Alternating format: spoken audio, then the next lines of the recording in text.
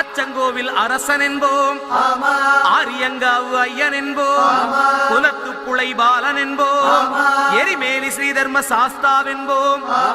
சொரிமுத்து ஐயனார் அப்பன் என்போம், ஜோதிச ரூபன் என்போம், மகர்ஷி மர்தன் என்போம், மணிகண்ட சுவாமி என்போம், சுகுணவிலாசன் என்போம், சுந்தர ரூபன் என்போம், ஜாதி மத பேதமில்லா கடவுளாம், சத்திய வடிவான தெய்வமாம், ஆபத்தில் காப்பவனாம், அன்னதான பிரபுவாம், உலகத்தின் முப்பற்ற தெய்வமாம், சோதனைகள் செய்வானாம், ஆனா கைவிட மாட்டானாம். அப்படிப்பட்ட சாமி ரொம்ப சிறுசையா, ஆனா சக்தி ரொம்ப